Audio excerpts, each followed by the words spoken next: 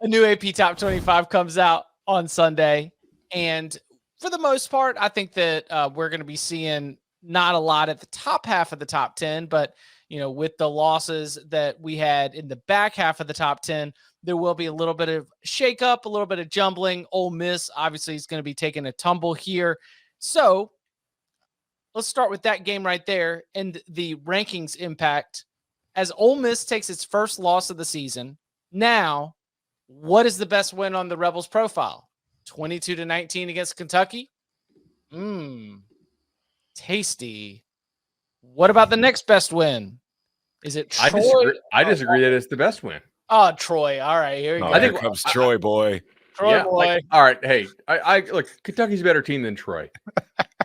Beating Troy by the amount they did, I think is going to be more impressive in hindsight. To an AP voter beating a top 25 ranked Kentucky team will be there. So I forgot Kentucky's still ranked. Okay, fine. Yeah. Okay. Kentucky's a ranked team. They're definitely one of the top 25 teams in the country. LSU was right on the outside looking in just last week, and the only team ahead of them lost. That would be Purdue, which lost at Wisconsin. So LSU moving into the top 25 was, already going to be a likelihood with the win. But, the fact that you were beating Ole Miss and that you did it as emphatically as you did by a 40-25 margin, where LSU really grabbed hold of this game in the second half. The pass rush was getting after Jackson Dart. They finally got a lead. And guess what? Ole Miss, when it's not defending a lead, all of a sudden when it has to throw the ball, it doesn't click as well on offense. So my questions to you are, what are your expectations for how far Ole Miss will fall after its one loss now removes the magical 0 from the loss column? And what is the ceiling for an LSU team that 6-2, yes, but also one of those losses is to Tennessee, a team that ranks number 3 in the polls, and you just got a win against an Ole Miss team that the voters had in the top 10. Here's my prediction. You ready for this? Ole Miss lost to an unranked LSU. UCLA lost to number 10 Oregon. Syracuse lost to number 5 Clemson. UCLA and Syracuse will fall further in the rankings than Ole Miss will. Even though LSU got whipped. Mm-hmm. Or excuse me, that Ole Miss got whipped. Yeah. Mm-hmm. Wonder why. No idea. Yeah. I'm cool with ranking LSU at this point. I mean, they've had 2 dominant wins in a row, and we can say that UF isn't any good, but they're still like, what's the worst we think UF could be? Like 50th, right? Like there's not 70 or 80 better teams than the Gators. So like to me that kind of makes sense. What really concerns me with Ole Miss is their defense over the last 3 games has been like kind of straight up bad. And I was cool with Ole Miss being a top team this year, even though we knew their offense took a step back, as long as their defense played the way it had played the first couple of weeks, which it has not done since. So they're not really playing like a top 15 type team right now at all. I mean, that's kind of an obvious statement, but it's really been the defense the last couple of weeks. Even Auburn moved the ball on them. Yeah, because like if you look back, it's like the best defensive performance they've had in the last month was against Kentucky, but I don't know how much of that was their defense as much as it was they were playing Kentucky. Now, this is I guess I don't think they're going to fall too far outside the top 10, honestly. They're probably going to end up around 11 or 12 because if you look, like UCLA is going to drop, Syracuse is going to drop, Penn State will probably come up, but I just don't see them plummeting very far. I think LSU could splash inside the top 15. Where do you think South Carolina is going to jump to? 25. You don't think they'll get higher than that? We think South Carolina is going to be ranked? Yep. They were almost ranked last week. Mm-hmm. Oh my gosh. What were we just talking about with Ole Miss? That's not a top 25 level team. Oh, it's going to be ranked. You see them? They have wins over.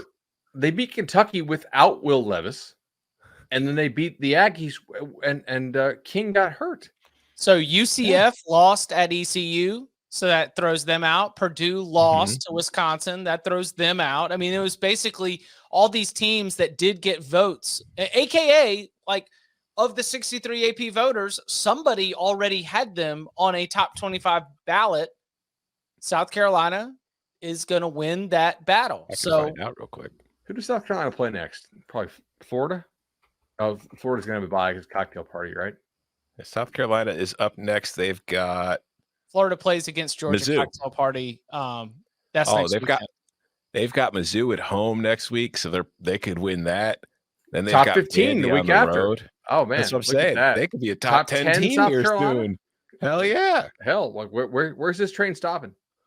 So Utah was number 15 last week. That is the highest ranked 2-loss team.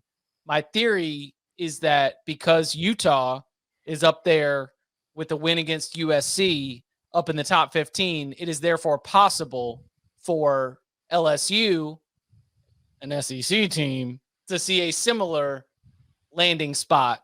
Ole Miss falls, probably somewhere around 13, 14, 15 as well. I've got UCLA only falling to number 12, but if it was more, as you mentioned, because for reasons, I wouldn't be all that surprised. I think that within the top 4, we're going to be locked. I think that Clemson holds down number 5. Alabama holds down number 6. If TCU jumps ahead of Clemson, I won't argue it. I'm just not ready to take that step as a prediction of how AP voters are going to react. Yeah, I don't expect it. I won't think there's a problem with it at all, because if you just compare the overall resumes, they're both solid. So I think you could argue that Clemson and TCU should probably be ranked ahead of a couple teams that they'll be behind. Who? I mean, there's not that many spaces. Michigan. I would rank Clemson and TCU ahead of Michigan right now, if you're going mostly off resume and performance. I think Michigan's performance against Penn State, especially in light of how Penn State was able to flush that loss so quickly, probably speaks well for the Wolverines. The Wolverines, by the way, were one of 5 teams that were off this week from the AP Top 25. Yep. So is Tennessee, technically. 6. I've also, let's see. So the not ranked teams that are coming in, LSU and South Carolina. The teams that I'm projecting to fall out, Texas and Mississippi State. You've got some log jams up in here. You don't think Kansas State falls out? Nah. I'm not saying, I'm not arguing that they should. I just think that there's a chance they will. It's only their second loss. If you're in that back half and you're not you don't play in the SEC, I think the patterns or the voters may just flush you. But a lot of these teams lost, so perhaps not. NC State didn't drop out. NC State took a second loss and is still in the AP Top 25. I think Kansas State will not fall behind NC State. And that's what I mean by logjam. North Carolina and NC State both off right there in the 20s. That provides a nice little landing spot. Illinois was off. Utah was off. Kentucky was off. It's kind of divided into some tiers right now, where I think Kansas State, even after the loss, is going to end up still ranked on Sunday. And I do think that quarterback injuries, that was a game that everybody was watching because of the way it broke down. So I think that the voters will have their eyes on that and take it into consideration. Do you think there's any chance that because they took the week off and because of the Devin Leary injury that NC State falls out this week? Especially because I look like a team I was thinking about, Oregon State, had a really big, it was Colorado, but they crushed Colorado. They're now 5-2. I'm wondering if just that might push the Beavers in and we could see the Wolfpack fall out. No, I think Liberty's more likely to be up in the top 20. So, all right, let me throw something out to you here. They're 6-1 and they crushed BYU. Yeah, but BYU kind of stinks now. The only loss that Liberty has is a 1-score loss to Wake Forest. It's fair. Go ahead. All right, crazy talk here, but Louisville only has 2 losses? No, don't do this. No. Just hear me out. I'm not advocating to rank Louisville, but there is a team that has only lost to ranked teams so far this year, and that has wins over the LSU team that we think is a top 15 team, right? And that beat a 5-2 Louisville team already, and it hasn't been blown out in any game. I don't really know that I think Florida State is a true top 25 team right now.